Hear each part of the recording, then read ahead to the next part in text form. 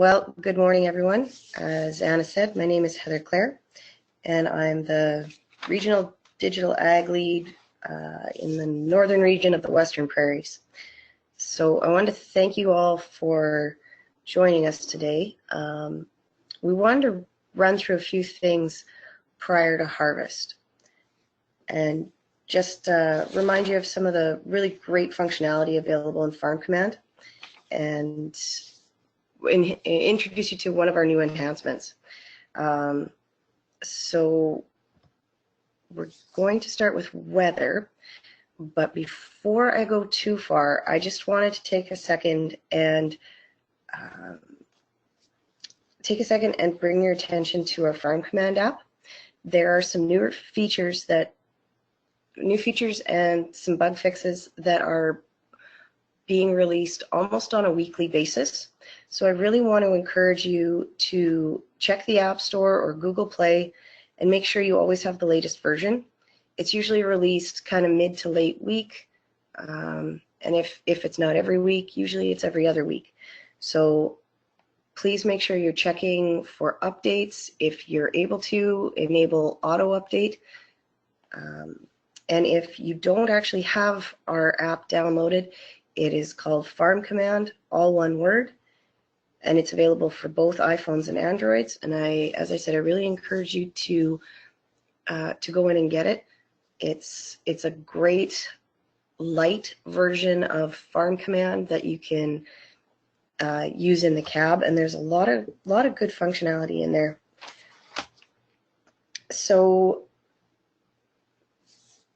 getting back to weather, we are very proud of our weather system. It's the largest in Canada, and it's incredibly easy to use. As far as it goes, you can navigate through your different favorited weather stations across the top just by clicking on the different stations.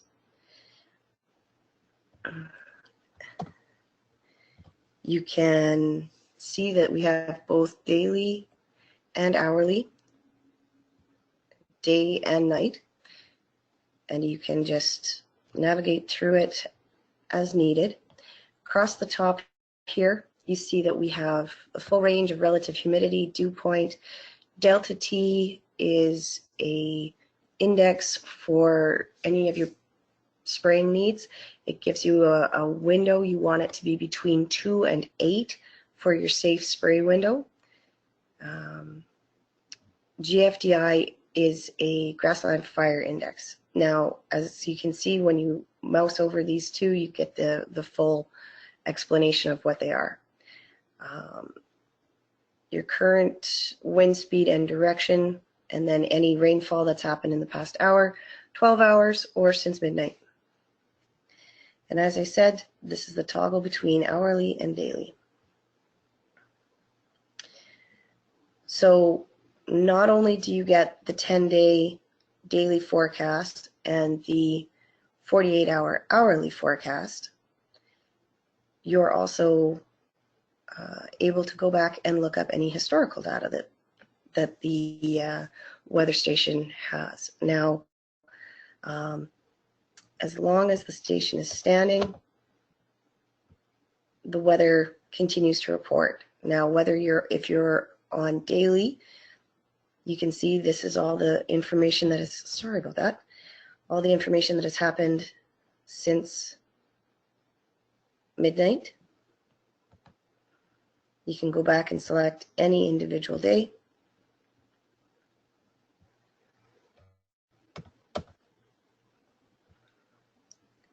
And see the full range, wind speed, direction, and any accumulated moisture. You can also go back and query a date range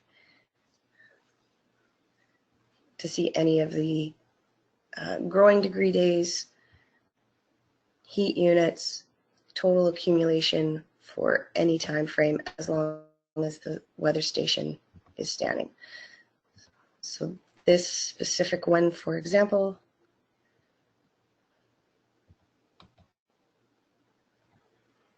you can see that between May 28th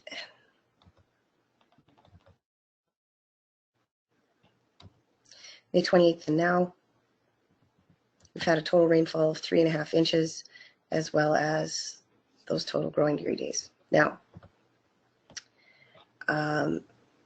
you can see up here that these gold stars are filled in, and the home button is selected for this station. If you're looking to add any new weather stations, or perhaps if you know that you typically get weather patterns from a certain area and you want to add a weather station out that direction, you can flip over to our map view, deselect this star, and then zoom out and select the next weather station that you would like to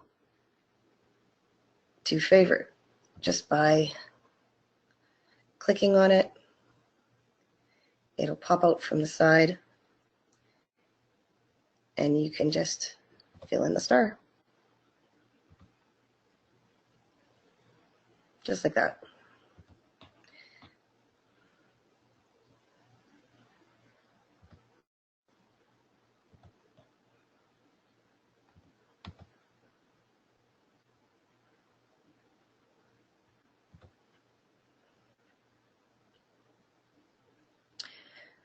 So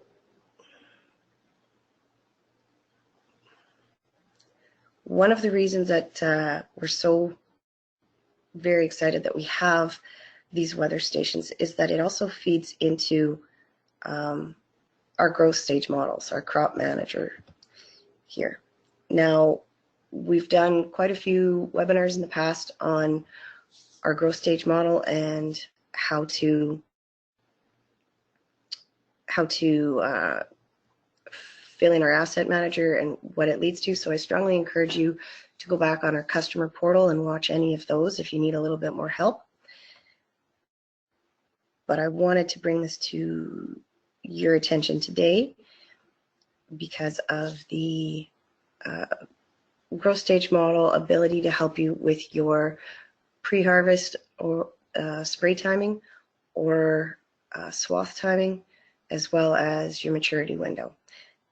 Now, I apologize, my internet is actually having a few hiccups today, and it's not running super fast. So we'll just give this a second here to load.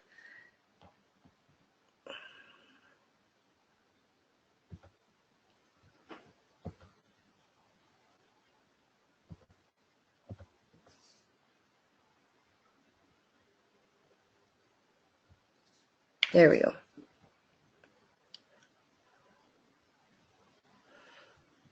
So once you go in and run one of our crop managers once, on this summary screen, it will update constantly. But you just need to click on the farm name and go into the field's growth stage model itself.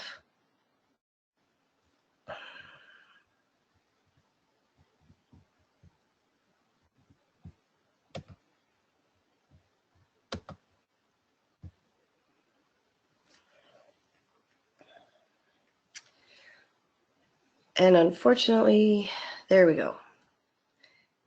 Okay, so as you can see, this specific field is getting into the early ripening. So what that means is the beginning of the ripening of the very first plants is going to hit on July 27th.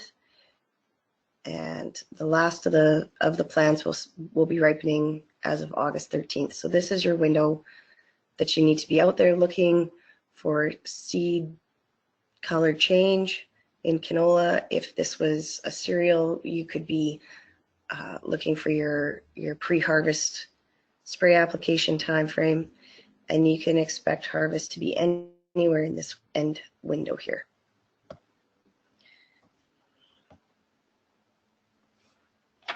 So there are some really interesting features that will be added here to this summary screen going forward. I really encourage you to check back in about a month. That we're going to be very excited to launch a couple new predictor windows. So please make sure you tune in the future to any of our webinars so that we can help you learn some of the additional new features.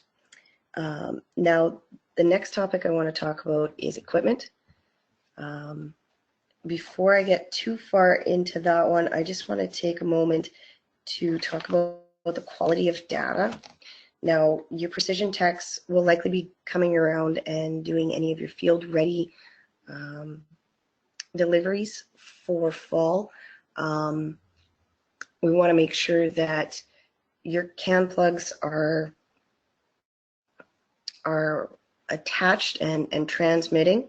So make sure that, you know, if you've traded off any of your equipment and we need to move any of the CAN plugs over, please make sure you're getting in touch with your tech. Also, we want to make sure to mention that if you're calibrating your combines, make sure you're doing it consistently. If you're doing it in the middle of the field or mid-crop and you haven't done it at the beginning, it can cause some big fluctuations that we can work through, but it's just easier if you're consistent with your calibration. You want to make sure your CAN plugs are plugged in and transmitting. If they're part of the package that you are on, to make sure that they're transmitting, there are 2 green lights that should be lit when you're in a good cell coverage area. If one of them's red or if they're both red, you might want to get in touch with your tech just to touch base and let them know, and then they can come out and get you up and running again. Now, the last piece that I really want to touch on here this morning is our fleet management aspect. So if you see a number like this, that means there's a cluster of equipment sitting there. What you would do is select the piece of equipment that you want to see, and as harvest hasn't started rolling yet, I'm going to just take one of the tractors, and you can see here that the last time it was updated was July 12th. It works the same no matter which piece of equipment. It's just depending on the equipment, we can get more or less information. I'll show you on a combine. See, there's so much information that we can gather from those. But the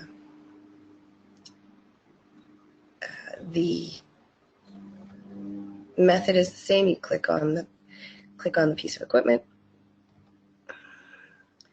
click on path, and then you're able to see the last hour, the last 6 hours, or hit the historic path of the piece of equipment. Now, how this helps at harvest, you can be keeping an eye on people using the equipment when you're not in the field, or if you're needing to check on everyone out there and see where they're at, you can just dial it in and figure out where they are.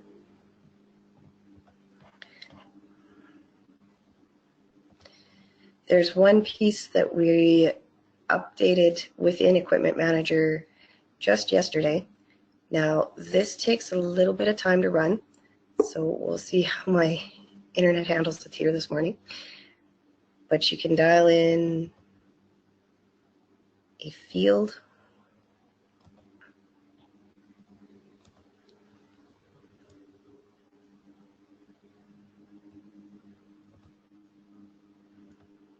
I'll just pick this one, see, and you're now able to run a range of dates to see what happened over time in that one. So if we go back to last harvest, and let's pick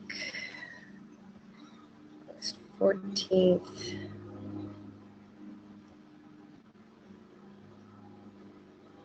And our end date. You can see any of the dates that the equipment was actually in that field are highlighted. So let's go through there, and it's going to run on everything, all the pieces of equipment that are listed here.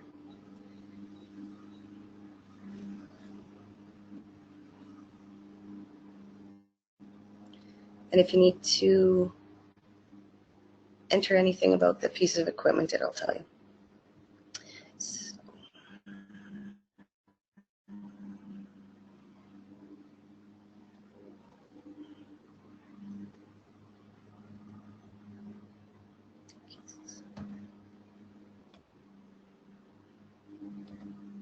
And we'll click View Report and just give it a second here to run.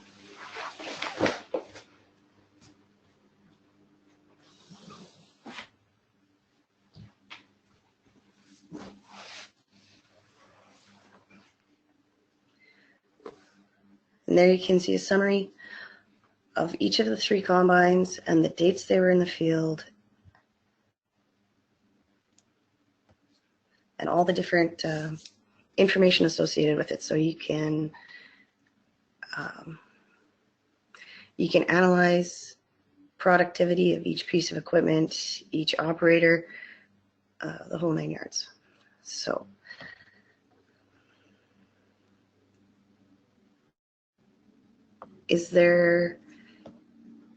that's about all that I had today here.